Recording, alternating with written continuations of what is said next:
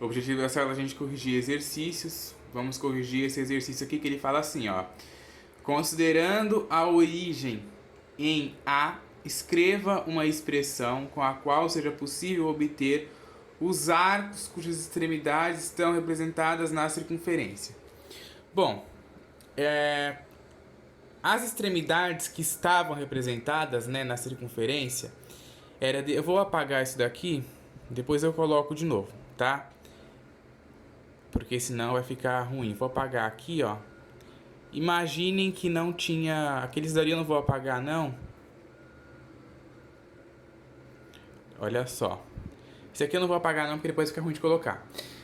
O desenho tava assim, certo? Aqui eu tenho 15 graus, aqui eu tenho 15 graus, aqui eu tenho 45 graus e aqui não estava escrito nada, certo? Aqui embaixo, nessas duas partes, não estavam escrito nada. E aí, o exercício quer aqui a origem A, né? E ele quer que a gente escreva uma expressão na qual seja possível obter os arcos cujas extremidades estão aí representadas. Bom, é simples isso pra gente fazer. Olha só. Como que eu sei, né? Como que eu sei a medida dos ângulos que estavam em preto, que eram os ângulos de 60 graus? É simples.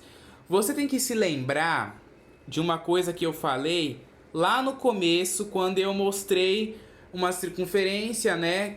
E eu coloquei o plano cartesiano dentro da circunferência.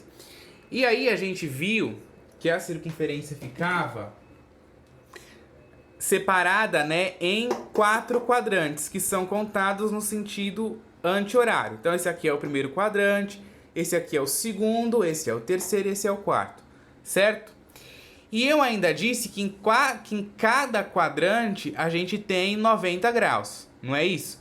Aqui seria o 0 até aqui é o 90, mais 90 vem até aqui que é o 180, mais 90 vem até aqui que é o 270, 270 mais 90 chega aqui que é o 360. Então, cada quadrante tem 90 graus. E aí, olha só, vamos pensar neste quadrante aqui, ó, no segundo quadrante. A gente tem aqui 15 graus. 15 aqui nesse pedacinho, 15 nesse outro pedacinho. Se você somar 15 mais 15, você vai ter 30 graus. 30 graus não é o valor do quadrante total. O quadrante total tem 90 graus. Quantos graus faltam para chegar em 90? 60, não é? Então, por isso que eu sei que este ângulo aqui, ó, ele vale 60 graus, certo? Porque na hora que eu somo 15 graus com 15 graus dá 30. Só que no quadrante eu tenho que ter 90. 30, ó, 30 graus mais quantos graus vai dar 90 graus? Você passa aqui o 30 pro lado de lá, ó. Vai ficar 90 graus menos 30 graus, que o x vai ser 60 graus, certo? Então a gente sabe, a gente conclui com isso que o ângulo aqui é o ângulo de 60 graus, certo? Bom, só pela figura, só pelo desenho da figura, se você prestar atenção nas figuras dos desenhos que tá aqui em laranja, né, que representa os arcos, vocês vão ver que todos têm a mesma medida. Só que a gente não pode pressupor isso, né? A gente tem que ir fazendo pra gente ter certeza. Então vamos continuar aqui, ó. Se esse ângulo aqui tem 15 graus, ângulos opostos pelo vértice também tem o mesmo. Então aqui também vai ser 15 graus, certo? Se esse é 15 graus, esse daqui também vai ser 15 graus. Se aqui a gente tem 45 graus... Quanto que falta para chegar em 90, né? Na realidade, quanto que falta para chegar em 90 ali? Seria 60, não é verdade? Então, por isso que eu concluo também que esse ângulo aqui também vale 60 graus, certo? Aqui é a mesma coisa, ó. Aqui eu tenho 45. Aqui eu vou ter que ter 45 graus também, para poder dar 90, certo? 45 vai dar 90. Só que aqui eu tenho 45 graus e aqui eu tenho mais 15. 45 com 15 vai dar 60. Então eu concluo que esse ângulo aqui, ó, também vale 60 graus, certo? Bom, já ficou aí mais ou menos nítido, né, que todos vão valer 60 graus. Opostos pelo vértice também, ó, se aqui vale 45, esse daqui também vale 45 graus. Só que eu tenho 45 aqui com 15 aqui, então tudo isso daqui tem 60 graus, certo? Aí aqui, ó, é a mesma coisa dali, né, 60 graus, e esse daqui também 60 graus. Então eu concluo que os ângulos aí que a gente tem, né, que a gente não tinha o valor, a gente descobriu, todos medem 60 graus, certo? E aí ele pede para a gente escrever uma expressão com a qual seja possível obter os arcos cujas extremidades estão representadas na circunferência.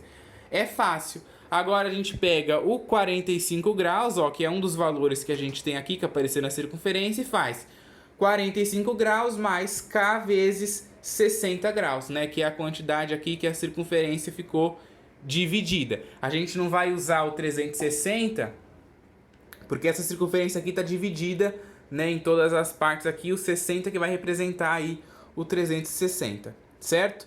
E aí não pode esquecer de falar que o K pertence aos números inteiros. E aí se você não der nenhuma volta, você tem aqui o ângulo de 45 graus. Se você der uma volta, vai ser 45 mais 1 vezes 60. E assim por diante, ok? Bom, vamos para o próximo exercício aqui, ó. Olha só, esse exercício é um exercício bem interessante. Em uma aula de matemática, a professora de Rafael pediu a ele que desenhasse uma circunferência trigonométrica e nela representasse um arco nela representasse um arco côngruo ao arco de 3π sobre 4 radianos. Rafael apresentou a solução como solução a figura abaixo. Então tá aqui, ó. Essa figura aqui que o Rafael apresentou como solução, certo? Ele disse, né, que o 17π sobre 6 é um arco côngruo ao arco de 3π sobre 4. Aí a gente tem aqui uma pergunta. Olha só. A solução apresentada por Rafael está correta? Justifique sua resposta. Bom, a resposta é não. Não está. Por quê? Porque o arco representado por ele é côngruo ao arco de 5π sobre 6 e não ao arco de 3π sobre 4, né? Ó, que é o exercício que a professora pediu. A gente já nota aí que ele não é côngruo porque o denominador aqui é diferente, né? Ó, aqui o denominador é 4, aqui o denominador é 6. E quando a gente estava fazendo aquelas contas lá, né, principalmente para a gente descobrir a primeira determinação positiva de um arco, quando a gente tinha os radianos, eu sempre falava, você não pode escrever, por exemplo, 17π sobre 6 com um denominador diferente. Porque se o denominador for diferente, já não vai ser um arco côngruo. E você não vai conseguir escrever 17π sobre 6 de forma equivalente, certo? Então, ó, se você pegar aqui o 17π sobre 6 para achar a primeira determinação positiva, para achar o arco que ele é côngruo, você vai ver, ó, eu posso escrever o 17π sobre 6 como sendo 5π sobre 6 mais 12π sobre 6. Lembrando que eu tenho que escrever o 17π sobre 6 de uma outra forma, tal que os denominadores sejam iguais e de tal forma que apareça um 2π aqui, certo? 12 dividido por 6 dá 2, então vai ficar 5π sobre 6 mais 2π. Eu fiz aparecer um 2π que equivale a uma volta completa na circunferência. Então, esta daqui é a primeira determinação positiva. E aí aqui tem uma volta, né? Porque seria 5π sobre 3 mais 1 vezes 2π, certo? E aí seria equivalente aí a uma volta, né? Que seria uma outra forma de escrever o 2π, né? Desta forma aí, certo? Então, 17π sobre 6 é côngruo com 5π sobre 6 e não com 3π sobre 4. Então, por isso que o Rafael está errado. Eu gostei desse exercício porque ele é um exercício que você analisa o erro de uma outra pessoa. Você analisa o erro. E o erro, ele é muito importante. Porque é com erro que a gente aprende, né? Você vai lá, você faz uma conta errada, a ideia não é você fazer uma conta errada e, ficou por isso mesmo, tá errado, dane-se, acabou. Não, é você fazer uma conta errada, aprender, ver qual que foi o seu erro e corrigir. Não é isso? Então, num exercício que você tem que analisar o erro de uma pessoa, né, o erro que uma pessoa cometeu, é uma grande possibilidade aí de você aprender também, né, de você ir lá e mostrar, né, aonde que a pessoa errou, tá? É um exercício que eu gostei muito, é um exercício muito importante, muito rico. Tinha a letra B também, só que não deu espaço aqui. Mas quem quiser, procura esse exercício aí no Google, com certeza deve ter isso aí lá. E aí vocês vão conseguir achar lá a letra B, certo? Mas quem que aí acha a letra B, quem quiser fazer a letra B também, a critério de estudo aí, é uma boa ideia, importante também, ok?